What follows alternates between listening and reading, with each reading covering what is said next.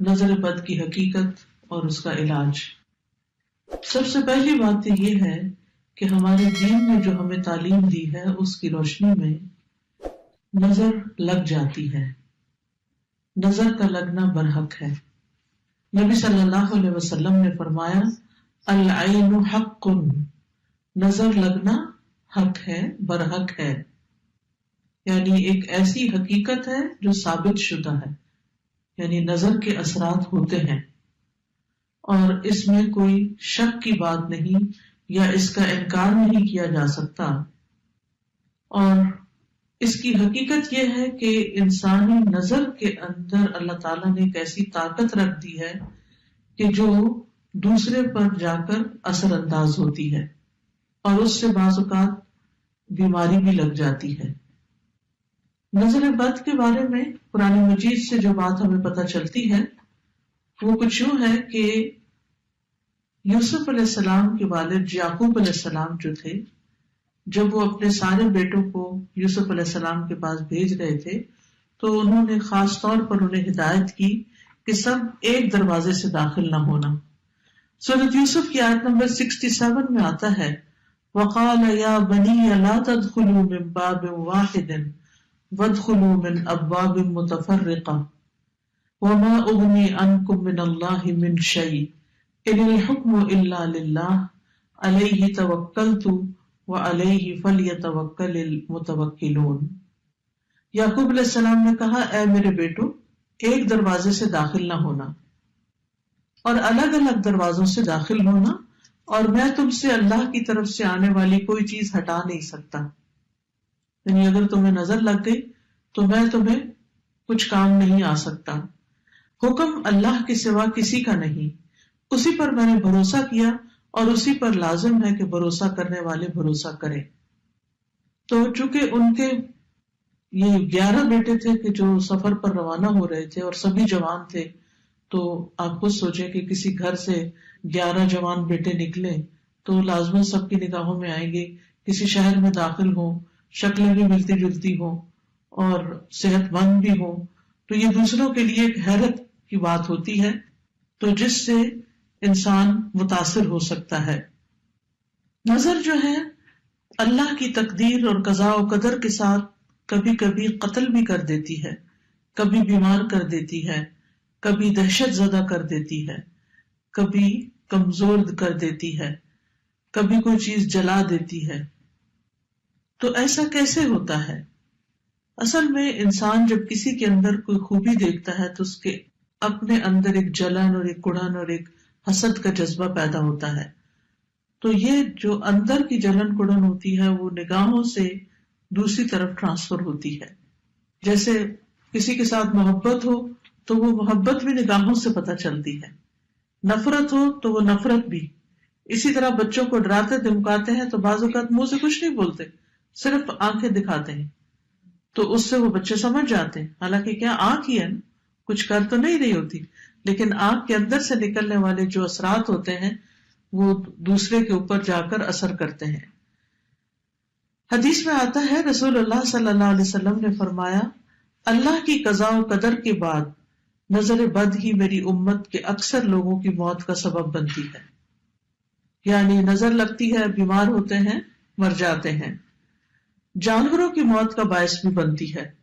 رسول اللہ صلی اللہ علیہ وسلم نے فرمایا نظر بد آدمی کو قبر میں اور اونٹ کو ہانڈی میں پہنچا دیتی، یعنی اونٹ تڑپنے لگتا ہے اور اس کو پھر ذبح کر دیا جاتا ہے۔ پھر اسی طرح یہ ہے کہ بعض اوقات اگر کسی ماں کو نظر لگی ہوئی ہو جب بچے کے ساتھ پریگننٹ ہو تو وہ نظر اس کے بچے تک بھی منتقل ہو سکتی ہے، کیونکہ نظر کا تعلق جو ہے، یعنی نظر کے جو اثرات ہیں وہ جسم کے اندر تک سرایت کر جاتے ہیں۔ ابن القیم کہتے ہیں کہ حسد نظر بد لگانے کا اصل ہے، یعنی سب سے بڑی وجہ جو ہے وہ حسد ہے۔ کبھی انسان اپنے آپ کو نظر لگا دیتا ہے، کبھی بغیر ارادے یا طبعی فطرت کی وجہ سے اس کی نظر لگ جاتی، یعنی پہلی چیز تو حسد ہے، لیکن کبھی کبھی حسد کے بغیر بھی لگتی ہے، کبھی اپنے آپ کو بھی لگتی ہے اور کبھی کسی اور کو بھی لگ جاتی ہے۔ تو چیز کو دیکھنے اور نہ دیکھنے کا فرق ہوتا ہے کہ آپ کس نظر سے کسی چیز کو دیکھ رہے ہیں. کبھی انسان محبت کی نظر سے دیکھتا ہے، کبھی انسان حسد کی نظر سے دیکھتا ہے. نظر بد کی دو بڑی قسمیں بتائی جاتی ہیں، ایک ہے انسانی نظر کا لگنا اور ایک ہے جنوں کی نظر کا لگنا. یعنی بعض اوقات انسان کوئی بھی نہیں ہوتا لیکن پھر بھی انسان جو ہے یعنی بیمار محسوس کرتا ہے، کمزور محسوس کرتا ہے، تو اس کی وجہ جنات بتائے جاتے ہیں. اور پھر وہ نظر جو ہوتی ہے وہ انسان کو بیمار کر دیتی ہے، جس کے پھر کچھ سمٹمز ہوتے ہیں. ام سلمہ رضی اللہ عنہا سے مروی ہے کہ نبی صلی اللہ علیہ وسلم نے ان کے گھر میں ایک لڑکی دیکھی جس کے چہرے پر کالے دھبے پڑ چکے تھے. تو آپ نے فرمایا کہ اس پر دم کرو کیونکہ اسے نظر بد لگ گئی ہے. یعنی اس سے انسان کے خون کے اندر ایسے کیمیکل چینجز واقع ہوتے ہیں کہ اسکن ڈیزیزز بھی ہو سکتی ہیں. اور آپ صلی اللہ علیہ وسلم نے یہاں صفعۃ کا لفظ فرمایا جس کا مطلب ہوتا ہے جن کی نظر. یعنی اس بچی کو کسی انسان کی نظر نہیں لگی تھی بلکہ جن کی نظر لگی تھی. اور جنوں کی نظر جو ہوتی ہے وہ انسانوں کی نظر سے زیادہ سخت ہوتی ہے. ابن باز کہتے ہیں کہ نظر کا لگنا برحق ہے جیسا کہ رسول اللہ صلی اللہ علیہ وسلم نے فرمایا، اور یہ انسانوں سے بھی لگتی ہے اور جنات سے بھی لگتی ہے. ابو سعید کہتے ہیں کہ رسول اللہ صلی اللہ علیہ وسلم جنوں اور انسانوں کی نظر بد سے پناہ مانگا کرتے تھے یہاں تک کہ معوذتین نازل ہوئی، قل اعوذ برب الفلق قل اعوذ برب الناس. جب یہ نازل ہوئی تو آپ نے یہ پڑھنی شروع کر دی اور باقی چیزیں چھوڑ دی. تو اس کے لیے بہتر یہی ہے کہ انسان ہر نماز کے بعد معوذتین پڑھے، کیونکہ یہ ایک طرح کا دم ہوتا ہے، یعنی معوذتین کا پڑھنا. تاثیر کے اعتبار سے نظر کی کچھ اقسام ہیں. ایک ہے العین المعجبہ، خوشی یا تعجب والی نظر، حیران ہو کے کسی چیز کو دیکھنا، خوش ہو کے کسی چیز کو دیکھنا. تو یہ بھی دوسرے کو بعض اوقات لگ جاتی ہے اگر انسان ساتھ برکت کی دعا نہ دے.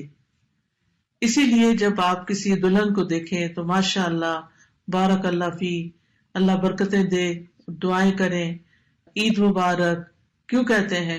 کیونکہ جب دیکھتے ہیں کہ اچھے کپڑوں میں ہے انسان، اچھا حال حلیہ ہے، تو دوسرے کو فوراً مبارک دی جاتی ہے تاکہ وہ انسان کی شر سے محفوظ رہے. پھر اسی طرح اس نظر کے بارے میں آتا ہے کہ قرآن مجید میں سورۃ الکہف میں اس کا ذکر آتا ہے، وَلَوْلَا إِذْ دَخَلْتَ جَنَّتَكَ قُلْتَ مَا شَاءَ اللَّهُ لَا قُوَّةَ إِلَّا بِاللَّهِ إِن تَرَنِي أَنَا أَقَلَّ مِنْكَ مَالًا وَوَلَدًا. اور جب تو اپنے باغ میں داخل ہوا تو تو نے کیوں نہ کہا کہ جو اللہ نے چاہا، ماشاء اللہ لا حول ولا قوت الا باللہ. اگر تو مجھے دیکھتا ہے کہ میں مال اور اولاد میں تجھ سے کم ہوں. تو یہ آگے قصہ چلتا ہے. تو اس شخص کے باغ کو بھی نظر لگی تھی جس کی وجہ سے باغ سارا جل گیا تھا. پھر اسی طرح محبت کرنے والے کی نظر لگنا، کیونکہ جو شخص کسی سے محبت کرتا ہے وہ اس کو بہت گہری نظر سے دیکھتا ہے. ابن حجر رحمت اللہ علیہ کہتے ہیں نظر کبھی خوشی اور تعجب کی صورت میں بھی لگ جاتی ہے، اگرچہ وہ حسد کے بغیر ہی ہو، اور اگرچہ وہ کسی محبت کرنے والے کی طرف سے ہو، اور اگرچہ وہ نیک آدمی کی طرف سے ہی ہو، یعنی نیک آدمی کی بھی لگ جاتی ہے. اور اگر کسی آدمی کو کوئی چیز اچھی لگے تو اس کو فوراً اس چیز کے لیے برکت کی دعا کرنی چاہیے جو اس کو اچھی لگی ہے، تو یہ اس کی طرف سے دم ہی ہو جائے گا. یعنی وہ دم بارک اللہ فیک کہنا جو ہے، اللہ کا نام لینا، ماشاء اللہ کہنا، یہ ایک طرح سے آپ دوسرے پہ دم کر رہے ہوتے ہیں، اور اس طرح دوسرا شخص شر سے محفوظ رہتا ہے. پھر ہے حسد کرنے والی نظر. قرآن مجید میں حسد کے بارے میں بھی آتا ہے، اور یہ نظر خبیث نفس سے نکلتی ہے، اور یہ شخص دوسرے کی نعمت کو ختم کرنا چاہتا ہے. وہ ایسی نگاہ سے، جیسے کہتے ہیں نا کھا جانے والی نگاہ سے دیکھتا ہے چیزوں کو، کہ جس سے اس کا مقصد یہ ہوتا ہے کہ اس شخص کو جو نعمت ملی ہے یہ اس سے دور چلی جائے. پھر اسی طرح بیمار کر دینے والی نظر، یہ وہ نظر ہے جو بیماری کی تاثیر کے ساتھ اثر انداز ہوتی ہے، اور اس کے نتیجے میں مختلف طرح کی بیماریاں لگ جاتی ہیں. ابو ذر رضی اللہ عنہ کہتے ہیں کہ رسول اللہ صلی اللہ علیہ وسلم نے فرمایا، بے شک نظر بد آدمی کو اللہ کے حکم سے دیوانہ کر دیتی، یعنی اگر اللہ کا اذن ہو جائے، جیسے اور جسمانی بیماریاں ہوتی ہیں تو وہ بعض جو ہے وہ ایک سے دوسرے سے تیسرے میں ٹرانسفر ہوتی رہتی ہیں اللہ کے اذن سے، تو اسی طرح یہ نظر بھی اور اس قسم کی بھی تکلیف دہ چیزیں جو ہیں وہ دوسرے تک پہنچتی ہیں.